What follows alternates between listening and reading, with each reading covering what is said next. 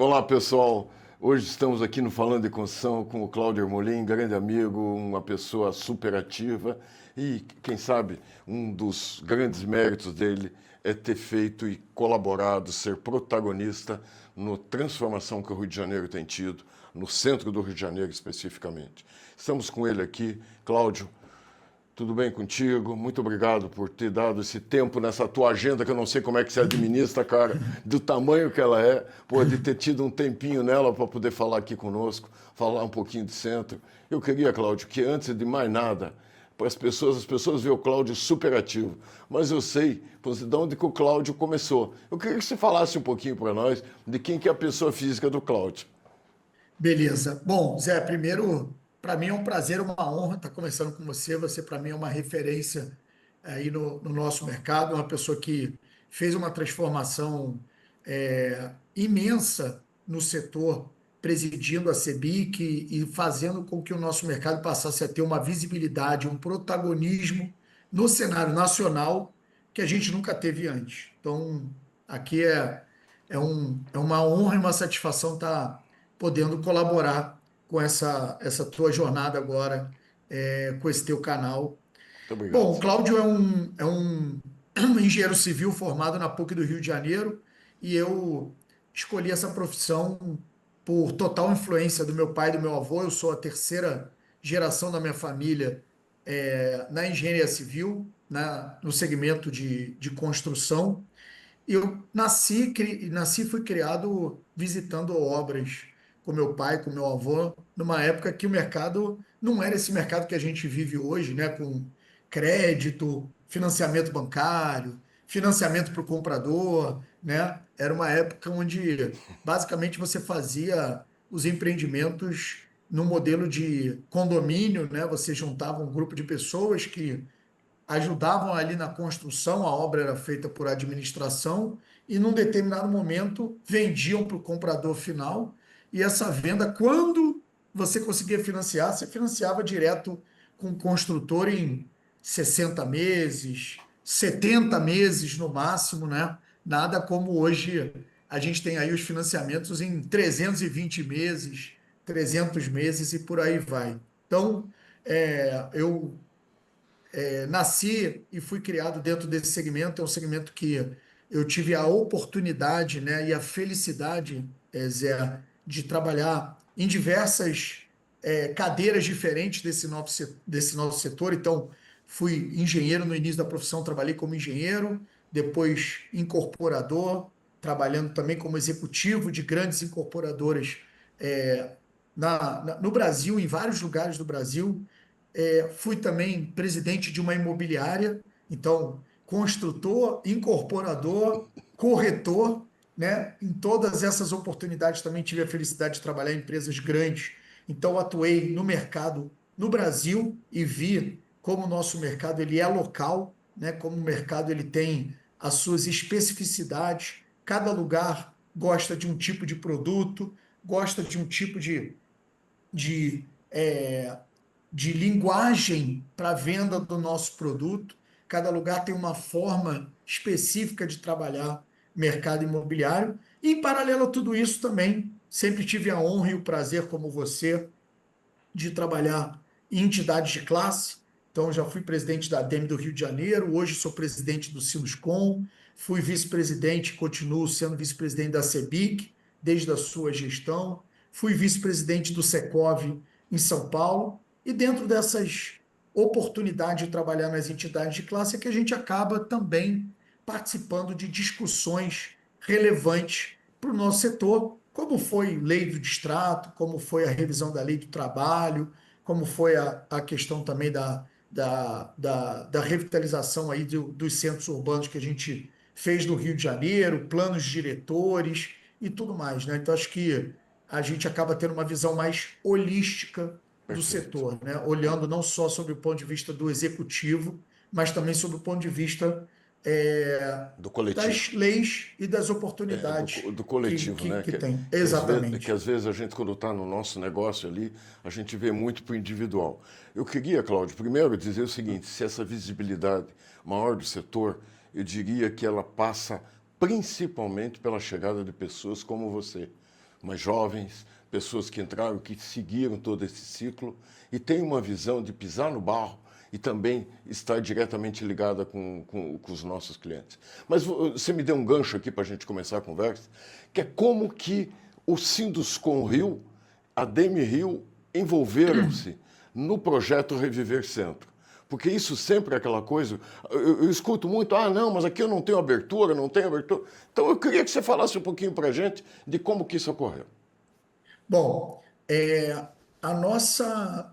Primeiro que a sede do Sinduscon Rio, ela é hoje no coração da área que a gente chama de Reviver Centro, né? A sede do Sinduscon Rio é uma sede centenária, o Sinduscon Rio é o Linda. sindicato da patronal mais antigo do Brasil, né? Acabamos de fazer 103 anos de idade. Então, o Sinduscon, há alguns anos atrás, mais precisamente, antes da pandemia, em 2018, tá? Nós fizemos um levantamento da região central do Rio, porque nós estamos lá, e essa degradação do centro do Rio já nos incomodava e nos provocava a fazer alguma coisa. Fizemos um levantamento na época por conta própria, contratamos 20 estagiários de engenharia e arquitetura que fizeram uma varredura no centro e identificaram, em 2018, cerca de 4.000 endereços abandonados, degradados, que obviamente nos preocupavam já naquela época, porque ali mostrava que o centro estava passando por um período de degradação. E esses 4.000 endereços não são 4.000 salas comerciais ou lojas, mas são endereços completos. Eram casarões, prédios, sobrados que estavam degradados, abandonados no centro da cidade. Ali a gente começou a levantar a bandeira. Na época era o governo municipal do Crivella, e nós já vínhamos levantando a bandeira da necessidade de fazermos alguma coisa para recuperar o nosso centro. Só que, infelizmente, naquela primeira abordagem, a gente não teve sucesso.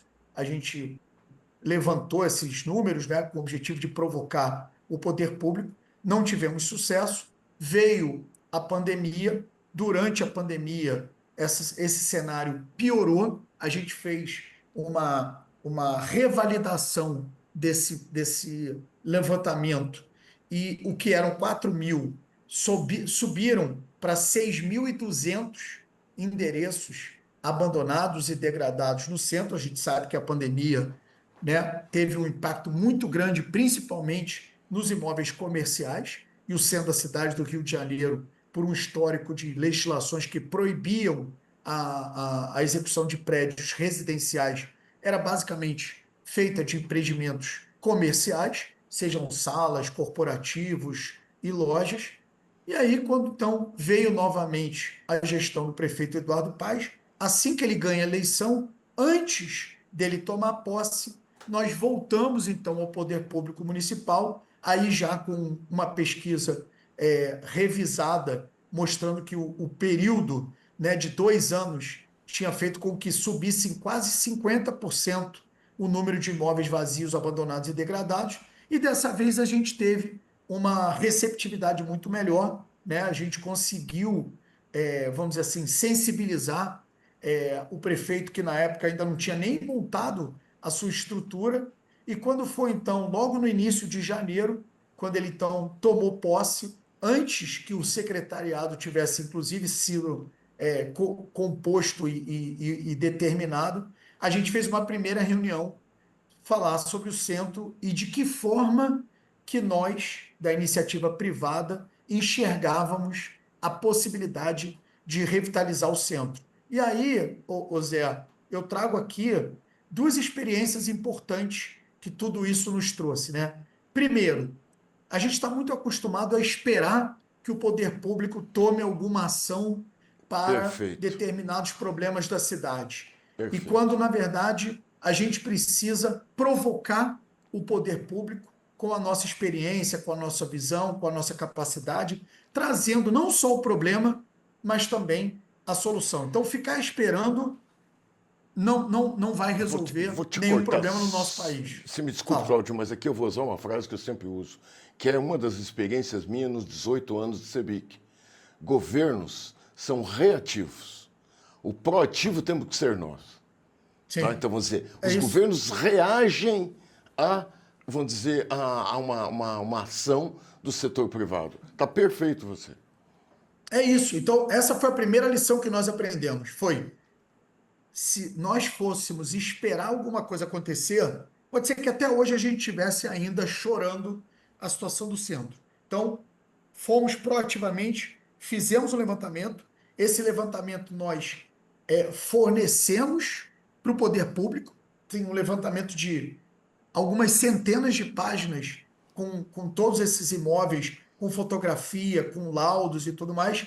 E aí, o segundo aprendizado foi que não adianta também levar só o problema, porque se você levar só o problema, ele vai perguntar para você qual é a solução. E se você não estiver preparado para responder qual é a solução, ele a tua interlocução ela perde muito de credibilidade, porque a expectativa do governo é que nós, como especialistas do setor, possamos levar o diagnóstico e a solução para aquele problema. E aí a gente levou, dentro dessa reunião, algumas oportunidades que poderiam ser colocadas na mesa para discussão que tivessem um caráter de ineditismo, porque muitas outras tentativas já tinham sido feitas anteriormente para revitalizar o centro. Ah, vamos incentivar a mudança de uso, vamos isentar o IPTU, vamos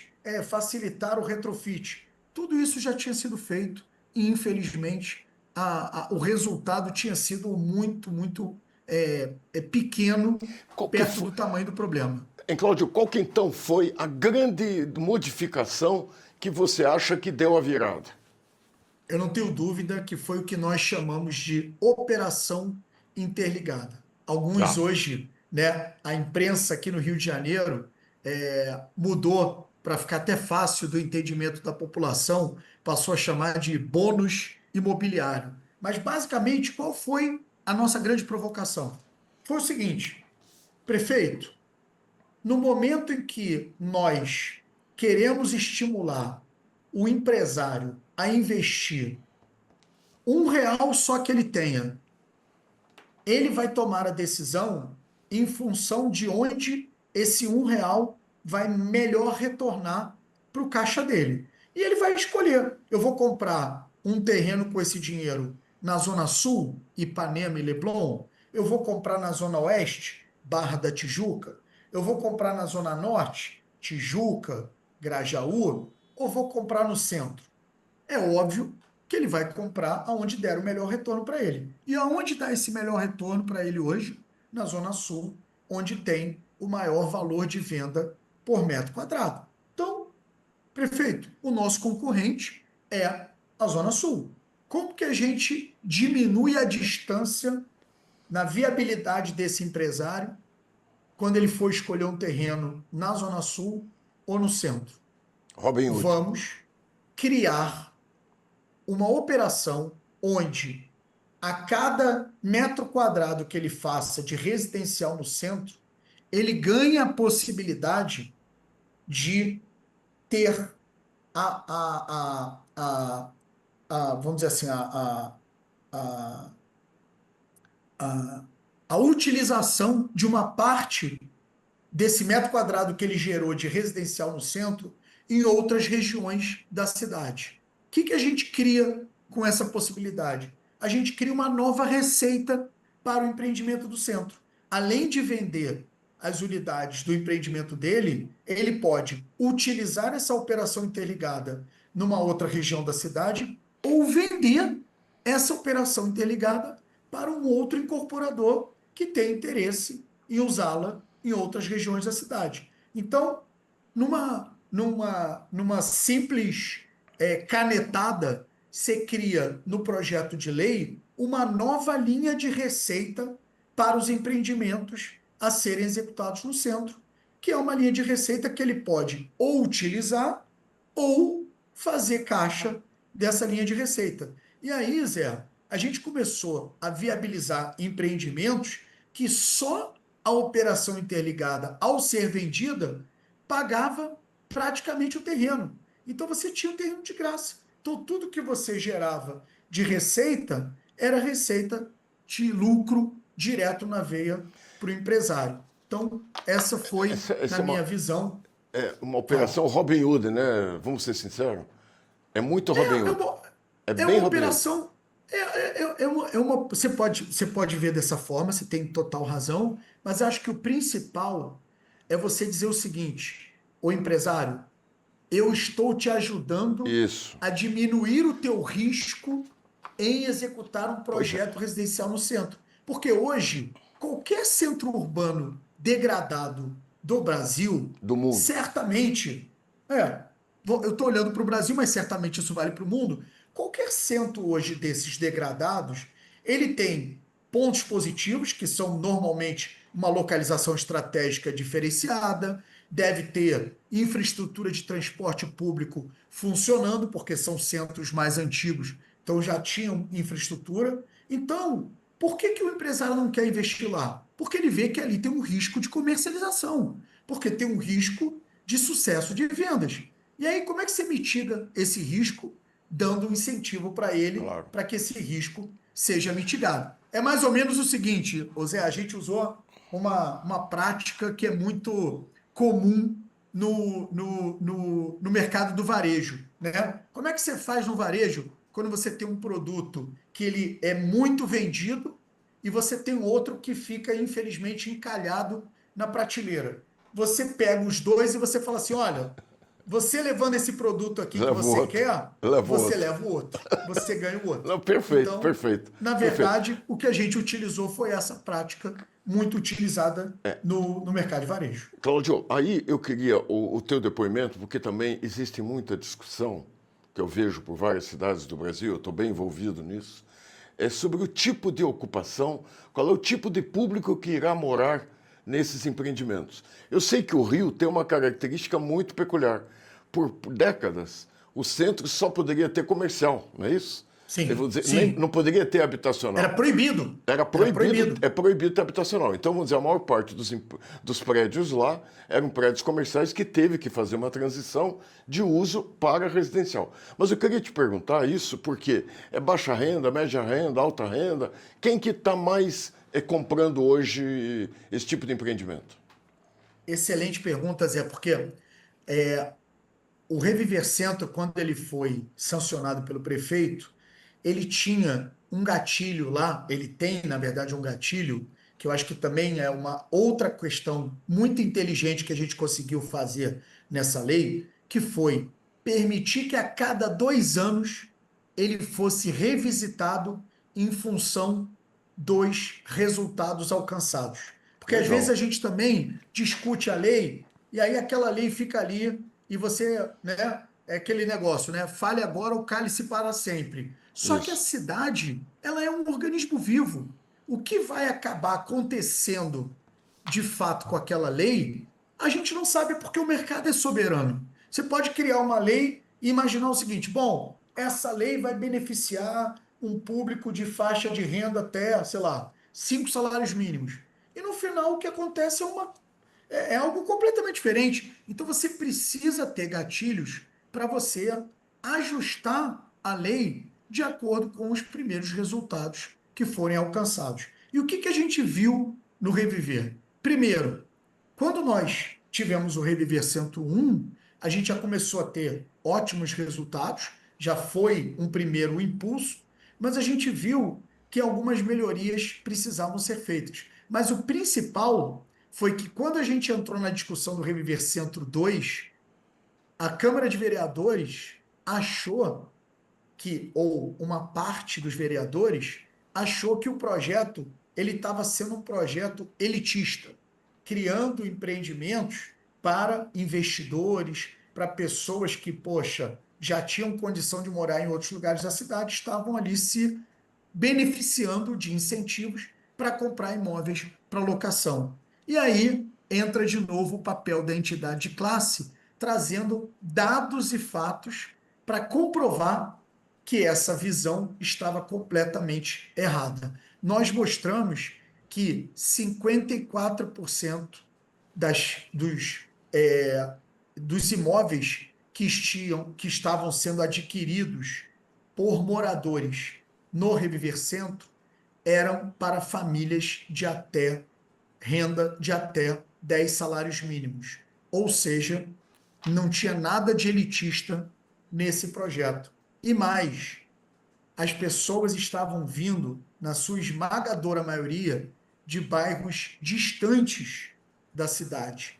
39% estavam vindo da Zona Norte, 16% estavam vindo da Baixada Fluminense e 23% da Zona Oeste. Quando você soma o 16, 39 e 23, você vê que quase 70% dessas famílias estavam vindo de bairros distantes, bairros que elas faziam com que essas pessoas levavam uma hora e meia para chegar e depois mais uma hora e Você meia para veja, sair do seu trabalho. Cláudio, quando a gente está vivendo no Brasil, neste ano teve a COP30 aqui no Brasil, a gente fala tanto de sustentabilidade, eu estou por ver um projeto mais sustentável do que reocupar centro de cidades. Porque você pense bem, esses 70% aí que você falou de pessoas que vieram para o centro do Rio de Janeiro. Nós deixamos de derrubar árvore lá no limite, onde que teria que construir um empreendimento para eles, de ocupar terreno vazio para fazer um empreendimento novo, certo? A emissão que essas pessoas fazem ao longo da sua vida, poxa, é absurdamente grande. Outra coisa, o poder público tem que chegar lá e fazer investimento para ampliar a infraestrutura. Tem que manter essa infraestrutura. É de uma burrice imensa. Nunca estou dizendo que não vai ampliar a cidade, tem que ampliar. Mas vamos dizer, não pode abandonar o centro da cidade. Eu queria que você agora, nessa outra pergunta que eu te faço, você, como empresário, como um cara extremamente bem-sucedido em tudo que faz, onde que você toca, resolve, as coisas funcionam, dá uma visão do seguinte, que também o nosso empresário tem que ver que esse é um novo business, né? Porque tem muita gente que morre de medo, porque isso é muito inseguro, que isso custa muito caro, não sei o quê, não vou me meter nisso. Eu queria que você se pudesse falar um pouquinho para a gente disso. Bom, Zé, além de todos esses benefícios que você falou, e você está correto, né? Não tem nada mais sustentável do que você ocupar áreas já infraestruturadas das cidades, mas lembre o seguinte, essas famílias passam a ter uma qualidade de vida Claro, que elas não claro. tinham antes. Você passa a ter mais 3 horas do seu dia, 1 hora e meia de manhã para ir e 1 hora e meia à tarde para voltar, para você se dedicar à sua saúde, à sua família, a estudar, a descansar. Ou seja, a qualidade de vida dessas pessoas muda por Totalmente, completo, porque totalmente. elas passam a ter 3 horas a mais no seu dia para qualquer coisa. Para acordar mais tarde, para fazer um exercício, para ficar mais tempo com os filhos, com a esposa, com a família, para fazer um curso, para ler, para fazer qualquer coisa, né? Então, olha o impacto social que um projeto como esse gera na população. Pegando o gancho do que você perguntou, Zé, às vezes as pessoas também não têm a visibilidade do que um projeto como esse causa de impacto na cidade. Nós temos até hoje, né, o projeto do Reviver Centro 1, ele foi sancionado em 2021, tá? Então, na verdade, nós temos hoje 5 anos já desse projeto, 4 anos e meio, mais ou menos. Nós temos 18 projetos já lançados dentro do Reviver Centro. E desses 18 projetos, 60% são de retrofit. Então, 60% desses 18 projetos são projetos de prédios que estavam vazios, abandonados, degradados e hoje passam a se tornar residências de pessoas que vêm morar no Rio. Um outro dado, no centro do Rio, um outro dado importante é que esses 18 empreendimentos, somam cerca de 3.500 unidades, tá? Lançadas, das quais 85% já estão vendidas.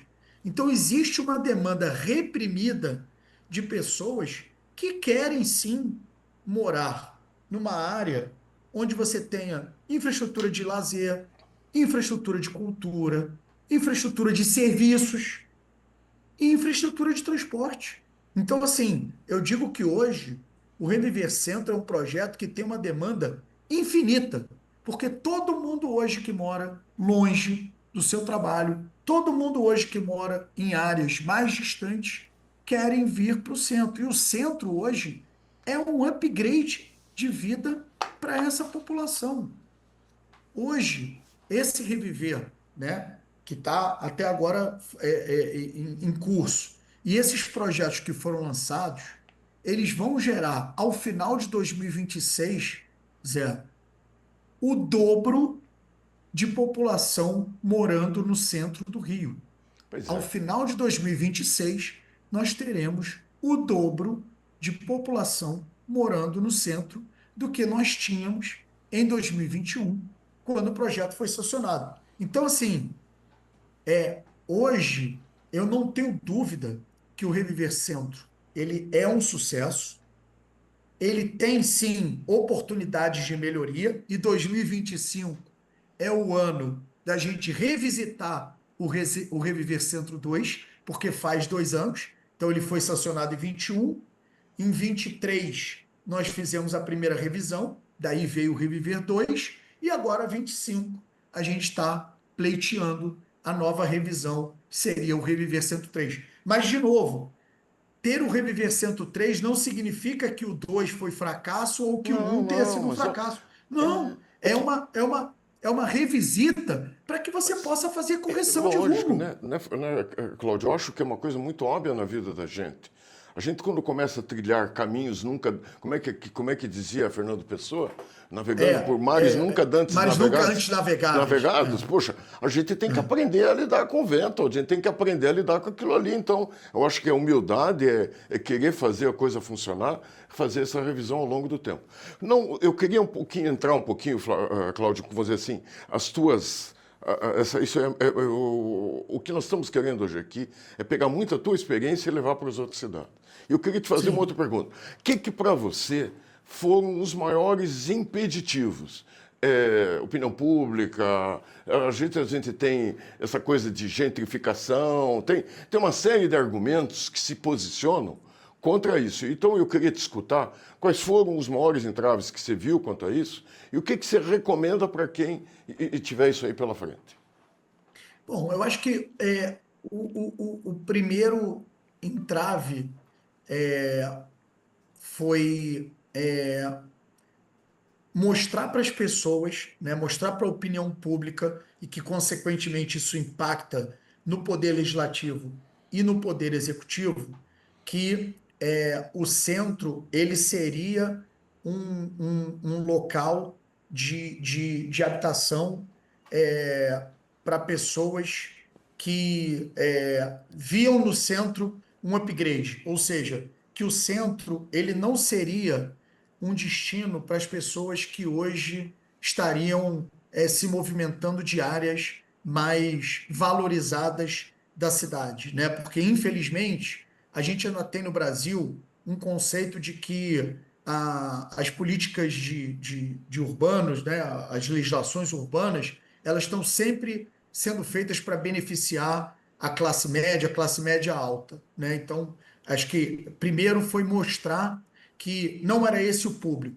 Segundo, foi também convencer o, o, o, o poder público, né? Porque a gente fala aqui dessa operação interligada, o bônus imobiliário, mas a gente apanhou muito quando a gente propôs isso à votação, porque as pessoas achavam que estavam leiloando, né? Ou seja, estavam vendendo o centro do Rio para iniciativa privada, e isso era um absurdo e tal, não sei o quê. Quando, na verdade, o que a gente estava fazendo era diminuindo o risco daquele empresário empreendedor que vai ter que tomar a decisão de fazer um Claro. investimento e lançar um projeto no centro, no momento em que o centro não é uma alternativa óbvia, né? Apesar da gente já ter tido, né, 18 projetos lançados e um sucesso de vendas, esses 18 ainda não fazem cosquinha no tamanho que Claro. é o centro da cidade do Rio de Janeiro.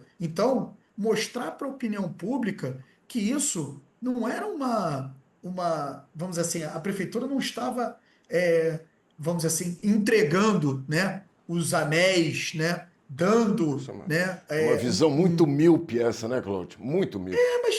mas é uma visão de que o benefício que você estiver dando para o empresário, para o empreendedor, ele ele é contrário a um benefício que você estaria gerando para a cidade. Quando, na É o verdade, se contrário. você estimular a iniciativa privada, e, de novo, esse estímulo é De custo. zero recurso público. Claro. Zero recurso público. Isso aqui não é dizer que a prefeitura vai tirar do cofre da prefeitura dinheiro para entregar ao empresário que vai fazer empreendimento no centro. Não. É gerar para ele um benefício que ele pode negociar esse benefício ou usar esse benefício para melhorar a atratividade para se investir de novo no centro. É igual quando você falava assim: ah, como é que eu faço, né? Olha os exemplos que a gente tem no país. Como é que eu faço hoje para melhorar a matriz energética no Brasil? Eu não criei um incentivo para energia solar? Eu não diminuo o imposto da energia solar? Porque se eu não faço alguma coisa para esse novo tipo de energia, o cara vai continuar com a mesma É, matriz que ele tem hoje. posso ir mais longe, Cláudio? Posso ir mais longe? Que às vezes as pessoas, eu falo que, no fundo, é culpa nossa. Quando eu falo miopia das pessoas, é porque a gente não põe o holofote e esclarece isso para elas. Eu vou te dar dois argumentos novos a respeito disso que você está falando de perda. Não existe perda nenhuma. Porque, na verdade, quando você cria isso, você está gerando imposto em cima de algo que não existe. Porque aquele local vai ter uma atividade econômica que lá vai gerar IPTU, ITBI para o resto da vida. Segunda coisa, quando a grande fonte de recurso dos municípios é o Fundo de Participação dos Municípios, que é o FPM. Se essa pessoa que estivesse lá na Baixada Fluminense e não estivesse no Rio, a participação do ICMS iria para Nova Iguaçu, qualquer cidade lá, e não iria para o Rio de Janeiro. Ou seja, o Rio de Janeiro Sim, dá um emprego, o Rio de Janeiro dá infraestrutura, ele dá tudo. No entanto, o imposto que ela está levando para o município está lá na Baixada Fluminense. E agora tem um terceiro que vem vindo com a reforma tributária, que muita gente não percebeu. Eu e você sabemos disso, que estamos no dia a dia. Mas as pessoas não sim, perceberam que hoje o tributo sobre incorporação é um tributo federal, uma contribuição. É a contribuição social, é o PIS/COFINS, certo? O que vai acontecer a partir do próximo momento? Não. Elas foram extintas e cai tudo num bojo lá, num cesto. sim, E isso aí, um terço daquilo vem para o município. O grande sim, gerador, o ISS, que antes era uma grande fonte de receita para os municípios, nesse instante vai ser dividido entre o governo federal, estadual e municipal. Só que sim, o IBS e o IBS, ele vem repartido Estado e município. Então a nossa atividade de incorporação será uma grande fonte de receita para os municípios a partir da reforma tributária. E muita gente não está vendo isso. Então, esses críticos que falam que estão ajudando o empresário, eles esquecem, Cláudio, que, na verdade, esse estímulo é simplesmente para o empresário saber onde vai investir. Né? Para dar a opção deles, é para ele isso, escolher. Tá certo? Daí ele escolhe. é Então, isso. eu estou te dando condições aqui, por quê? Porque me interessa que eu teria uma É arrecadação óbvio. maior. Eu fiz esse discursinho um pouco maior, te atravessei aí, virei entrevistado em vez de entrevistador, né? Mas é que essas Não, coisas mas eu é verdade. acho que a gente precisa Mas é verdade. esclarecer, que a maior parte Mas das é pessoas não verdade. fala. Agora, Mas é verdade. E esse foi o mote, ô Zé. Acho que exatamente, assim, tentando ajudar as pessoas que vão entrar ou estão nessa discussão de revitalização de centros urbanos, é, a história é muito bonita, né? O enredo é muito bonito, né? Você falar de revitalizar o centro, recuperar a história da cidade. No caso do Centro do Rio, é recuperar inclusive a história do Brasil, né? Porque o claro, Brasil claro, começou aqui, né? claro. É, mas na prática é o seguinte: essa história só fica de pé se você tiver alguém ali interessado em investir. Você tiver Lógico, alguém ali lógico, interessado. A lógico. gente já viu políticas em diversos centros urbanos aqui do nosso país, de você chegar e falar assim, não, eu vou isentar o IPTU daquele cara que tem, por exemplo, um casarão, para que ele possa conservar o casarão com o dinheiro que ele não vai pagar o IPTU. Mas, meu amigo, ele não tem o dinheiro para pagar nada, nem o IPTU, nem a revitalização. Então, assim, esse cara, ele não conserva, não é porque ele não quer, ele não tem Dinheiro. dinheiro para Claro, conservar. claro. E ele não tem dinheiro por quê? Porque aquele casarão não gera receita nenhuma para ele. Por que que ele vai conservar um casarão para manter lá a história do casarão? Ah, porque eu não pago IPTU. Tudo bem, você não paga IPTU, mas que receita que você gera nesse casarão? Zero. Você vai gastar num lugar que você não tem receita? Eu quero ver quem no Brasil teria a disposição de gastar em algo que não gera receita nenhuma. Então, Claudio, eu tenho uma frase que eu digo assim: você não preserva aquilo que não tem valor. é isso, Entendeu? Isso é a mesma exatamente. coisa que você querer que uma app de área urbana ela não seja, não tenha nada de uso aquilo ali, que vira invasão, vira outra coisa, mocó de bandido, coisa e tal. Cláudio, eu acho que a gente, né? Então, maravilhosa a nossa conversa aqui. Eu queria te provocar também mais algumas coisas. O que você acha que poderiam ser ferramentas que ajudariam a agilizar o processo? Porque eu conversando com investidores, muitas vezes o que eles falam é que o ciclo do investimento desses é meio longo, por causa de aprovações, passa em patrimônio, disso, aquilo. Você tem alguma ideia do que você poderia sugerir em termos do que poderiam ter de mecanismos para a gente agilizar um pouco reduzir esse processo de aprovações? Então, eu acho que o grande. é, Acho que a grande vitória que a gente pode dizer que a gente alcançou no Rio de Janeiro foi que a gente alinhou o interesse do público com o privado. E aí, no lado do setor público, a Prefeitura do Rio criou quase que um fast track para os projetos do centro, né? O próprio prefeito Eduardo, ele fala nos seus discursos o seguinte, cara, se você tiver um projeto no centro e por acaso tiver algum problema de aprovação, grita, traz aqui para mim que eu aprovo na hora, né? Ou seja, dando vamos dizer assim, o recado claro para toda a estrutura do poder público que o centro é uma prioridade. Segundo, o Reviver Centro, ele é um projeto muito focado na revitalização do centro através do mercado imobiliário. Mas só isso não é suficiente. Então, outras iniciativas foram também feitas pelo poder público para olhar outras necessidades do Centro do Rio. Então, a gente tem, junto com o Reviver Centro, a gente tem o Reviver Cultural, que basicamente foi feito o quê? Pegou uma série de lojas numa determinada região do centro, essas lojas estavam vazias e a prefeitura fez um chamamento público. Primeiro, quem são os proprietários dessas lojas que teriam interesse em alugá-las tendo o subsídio da prefeitura?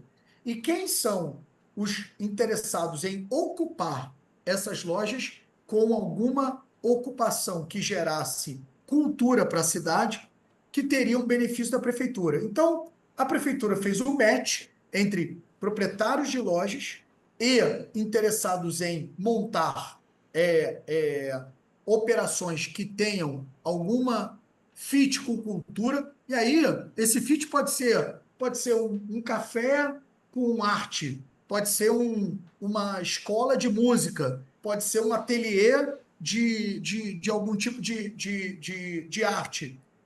E a prefeitura criou subsídio para esses aluguéis. Que tipo de subsídio?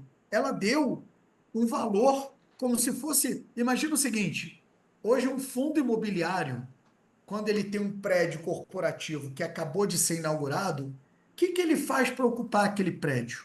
Ele tem o famoso allowance que o mercado usa no ambiente corporativo, que basicamente é o seguinte: eu fiz lá o meu prédio corporativo e eu quero trazer uma empresa AAA para ocupar o meu prédio. O que que eu faço? eu vou lá naquela empresa AAA e digo assim, meu amigo, eu pago a sua mudança, eu pago a reforma do escritório, você entra aqui com ele pronto, porque eu quero ter você aqui como inquilino. Foi isso que a prefeitura fez. Falou, cara, você quer ocupar essa loja? Eu vou reformar, eu vou pagar o aluguel durante X anos para que você monte a sua operação. Então, essa foi uma outra iniciativa também que, junto com o Reviver Centro, ajuda na revitalização. E a gente agora entrou numa terceira operação que chama o Reviver Patrimônio, que foi a prefeitura também junto com o Sinduscom, olha a iniciativa privada junto com a iniciativa pública.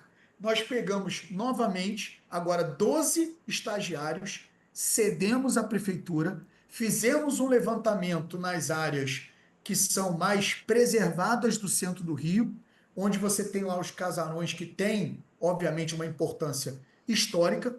Fizemos um levantamento e agora a prefeitura acabou de lançar o edital do primeiro lote de imóveis dentro desse Reviver Patrimônio, onde a prefeitura dá um valor, se eu não me engano, de R$ 3.320 por metro quadrado Nossa, para revitalização desses casarões, com a possibilidade de você, no fundo desses casarões, ainda fazer uma edificação nova, fazer algum tipo de empreendimento que você queira. Então, o resumo, Zé, é o seguinte: revitalizar o centro é um projeto que precisa ser feito juntando todas as pontas.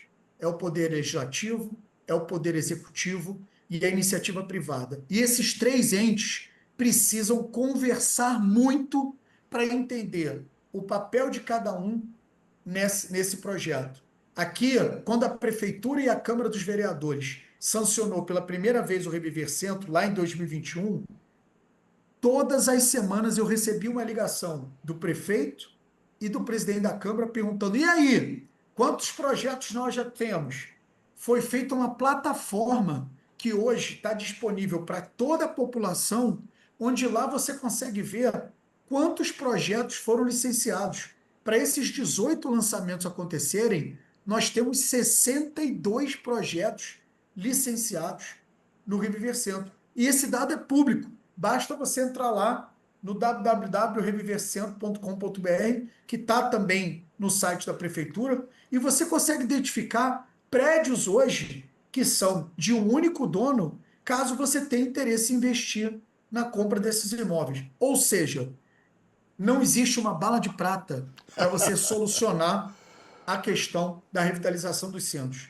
Tem que ter um esforço dos entes públicos e dos privados. E para que esse esforço aconteça, cada um precisa entender a dificuldade do outro, para você poder chegar no consenso. Não adianta a prefeitura sozinha achar que ela vai criar incentivos se ela não escutar quem vai ser o incentivado. E também não adianta a iniciativa privada pedir algumas soluções para o centro se ela não escutar se o poder público consegue ter esse tipo de atitude, porque tem algumas travas também que às vezes o poder público não consegue vencer. Então, na hora que você identifica o que cada um é capaz de fazer, você junto consegue levar para uma mesma direção. Cláudio, eu acho que se a gente continuar aqui, nós ficaremos o resto do dia conversando, porque nós dois somos apaixonados nesse assunto. Pessoal, eu queria falar para vocês hoje, vocês viram a conversa que nós tivemos aqui com o Cláudio? Ele falou, eu vou tentar resumir aqui uns 4 ou 5 itens. Primeiro, a importância da associação, da entidade de classe, participar ativamente perante o poder público e perante a sociedade em geral, para fazer com que as coisas aconteçam. Segunda coisa, não ter medo de encarar. Tem que encarar e dar continuidade. Quando ele fala de revisão periódica, é lógico. Senão, no primeiro problema que surge, a gente para, não pode ser assim. O Cláudio veio aqui e mostrou como que um problema se transformou num negócio. Hoje, aqui eu anotei alguns números, 80% de 3.500 unidades já vendidas. É difícil a gente 85%. encontrar... 85%. 85%, obrigado, Cláudio, por corrigir. Então, ou seja, é um problema que vira esse negócio. Eu acho que isso é a grande transformação que o setor da construção pode fazer para a sociedade. Ou seja, na nossa expertise, buscar formas de melhorar a qualidade de vida das pessoas. O Cláudio foi muito enfático na melhoria da qualidade de vida das pessoas, mas que isso também, para poder ficar de pé, porque senão não fica, é transformar-se em business. Cláudio, não sei como te agradecer, toda a tua sabedoria, tudo isso que você nos transmite, além da energia, além do conhecimento, toda essa simpatia. Agradeço por ser teu amigo. Muito obrigado por estar aqui conosco, Cláudio.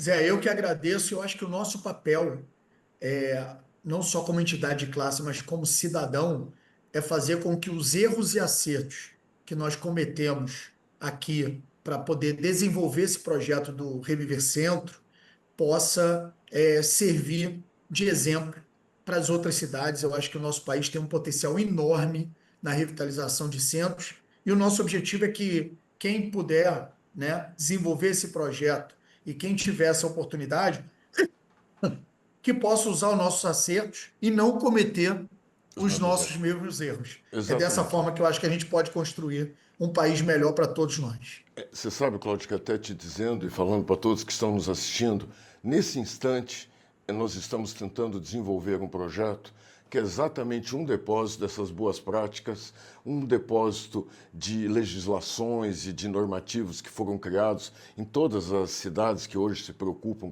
com esse fator.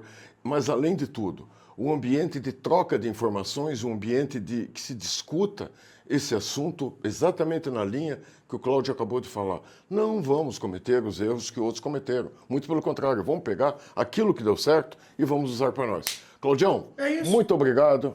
Um abraço aqui no Grande Amigo, tá? Parabéns por todo o teu sucesso e obrigado por essa energia que você transmite a todos nós. Abraço, Eu que Cláudio. agradeço o espaço, parabéns aí pelo trabalho que você vem continuando a fazer. Espero poder ajudar aí sempre que for solicitado. Tá Grande bom, abraço. abração, tchau, tchau. Abraço a todos vocês.